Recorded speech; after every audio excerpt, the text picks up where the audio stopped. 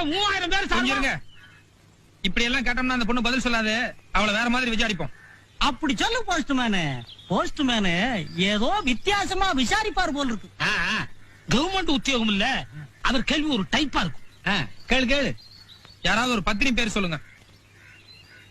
பத்தினியா? ஆமா சார், நம்ம நாட்டுல நிறைய பத்தினி இருக்காங்கல்ல, யாராவது ஒருத்தர் பேர் சொல்லுங்க.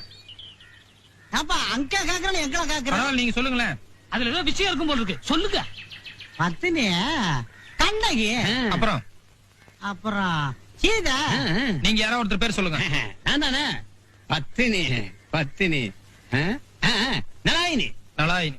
வேற ஒரு பேர் சொல்லுங்க. வேற வேற யோ இங்க அவன் போயிட்டானா? யோ நீ சும்மா தானே இருக்கிற, நீ சொல்றது. பத்தினி சாவித்திரி. அப்புறம் சத்யா அனுசூயா. இன்னொன்னு சொல்லுங்க. மீராபாய். அப்புறம் யோ விட்டா நாங்க சொல்லிக்கிட்டே இருப்போம், விஷயத்துக்கு வா.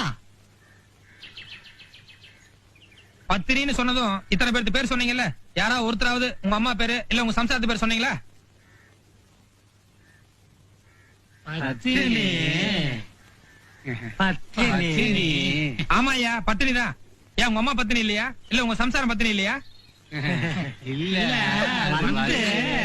என்னத்த வந்து போய் உங்க அம்மா மேலயும் உங்க சம்சாரத்து மேலயுமே உங்களுக்கு நம்பிக்கை இல்ல, அப்புறம் அந்த பொண்ணு சொல்றது எப்படி நம்ப போறீங்க?